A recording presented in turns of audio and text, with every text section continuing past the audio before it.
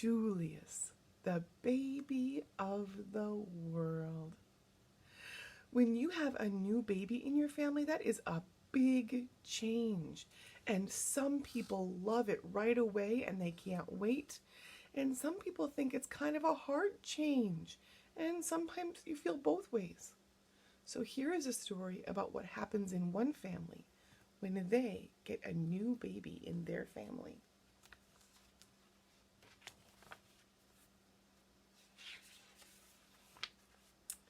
Before Julius was born, Lily was the best big sister in the world. She gave him things, she told him secrets, and she sang him lullabies every night. That was when he was still inside Mom's tummy, huh? When he was still growing. After Julius was born, it was a different story.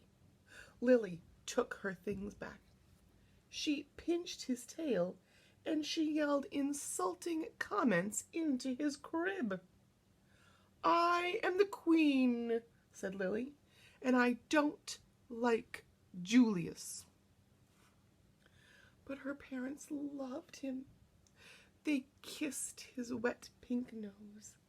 They admired his small black eyes, and they stroked his sweet white fur. Lily thought his wet pink nose was slimy. She thought his small black eyes were beady, and she thought his sweet white fur was not so sweet, especially when he needed his diaper changed. "Julius is the baby of the world," chimed Lily's parents. "Disgusting," said Lily. Lily had to share her room with Julius. "After Julius goes away, do I get my room back?" she asked. "Julius isn't going anywhere," her mother said. And he didn't. He stayed and stayed and stayed. When someone's in your family, they're in your family forever, remember? Yeah. Lily was supposed to be very quiet while Julius slept. "After Julius goes away, can I talk like a normal person again?" she shouted.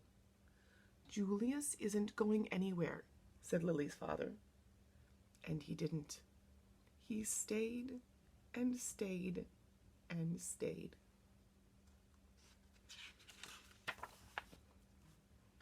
"We want Julius to grow up to be as extraordinary as you," said Lily's mother.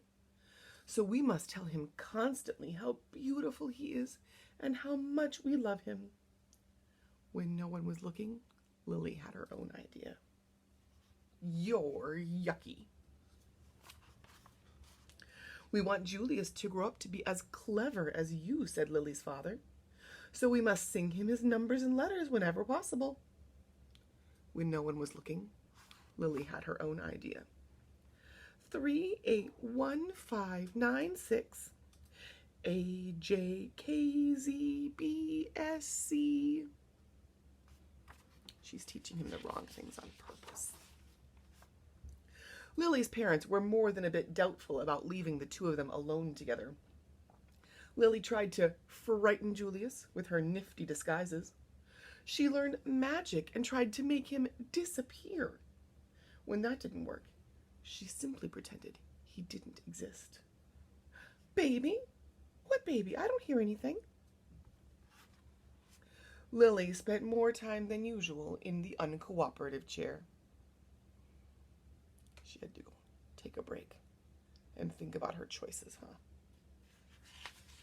Yeah, that's a hard time. Lily's parents showered her with hugs and kisses and treats of all shapes and sizes. They even let her stay up 15 minutes later every night. It didn't matter. Nothing worked. "I am the queen," said Lily, "and I don't like Julius." But her parents loved him. They kissed his wet pink nose. They admired his small black eyes, and they stroked his sweet white fur. Julius is the baby of the world, chimed Lily's parents. Disgusting, said Lily. Lily's parents were amused when Julius blew a bubble. Can you believe it? They exclaimed. But if Lily did the exact same thing, they said, Lily, let's mind our manners, please. Lily's parents were dazzled when Julius babbled and gurgled. Such a vocabulary, they exclaimed. But if Lily did the exact same thing, they said, Lily, let's act our age, please. She's doing baby stuff, huh? Yeah. Lily's parents were amazed when Julius screamed. What lung capacity, they exclaimed. But if Lily did the exact same thing, they said, Lily, let's restrain ourselves, please. It can be hard to act like a big kid, can't it, when there's a baby around doing baby stuff? One morning, while Lily was busy playing opera, her mother said, Why don't you put some of that verbal exuberance to good use? Why don't you tell Julius a nice story? He's too little to understand a story, said Lily. He can understand it in his own way, said Lily's mother. Okay, said Lily, smiling. Julius, the germ of the world, by me, said Lily. Once upon a time, said Lily, there was a baby. His name was Julius. Julius was really a germ. Julius was like the dust under your bed. If he was a number, he would be 0. If he was a food, he would be a raisin. 0 is nothing. A raisin tastes like dirt. The end, said Lily. The story earned her 10 minutes in the uncooperative chair. Lily warned her friends Chester and Wilson and Victor about babies. Trust me, they're dreadful, she said. She warned strangers about babies, too. You will live to regret that bump under your dress, she said. Lily ran away 7 times in one morning. I'm really leaving this time, she called. Who knows where they'll find me? The same afternoon, Lily had a tea party, and everyone came. Everyone but Julius. His invitation must have been lost in the mail, she explained. Lily had glorious dreams about Julius, and ghastly nightmares, too. She has a lot of feelings about Julius, huh? Yeah, she's feeling kind of mad and scared. Lily's parents showered her with compliments and praise and niceties of all shapes and sizes. They even let her drink her juice out of the antique china cup. It didn't matter. Nothing worked. I am the queen, said Lily, and I don't like Julius. But her parents loved him. They kissed his wet pink nose. They admired his small black eyes. And they stroked his sweet white fur. Julius is the baby of the world, chimes Lily's parents. Disgusting, said Lily. When Lily's mother felt up to it, she planned a festive celebration in honor of Julius. All the relatives came. There was quite a spread. What's the big deal, said Lily.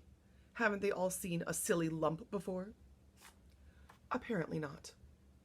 All afternoon the relatives hovered over Julius.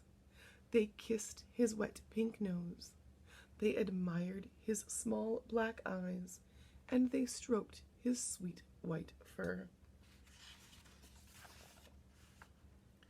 Disgusting, said Cousin Garland. What? Said Lily. Julius, said Cousin Garland. I think his wet pink nose is slimy. I think his small black eyes are beady, and I think his sweet white fur is not so sweet. He needs his diaper changed. Lily's nose twitched. Her eyes narrowed. Her fur stood on end and her tail quivered. You're talking about my brother, said Lily, And for your information, his nose is shiny, his eyes are sparkly, and his fur smells like perfume. Cousin Garland was speechless. He can blow bubbles, said Lily. He can babble and gurgle, and he can scream better than anyone. Cousin Garland tried to slink out of the room. Stop, said Lily. I am the queen.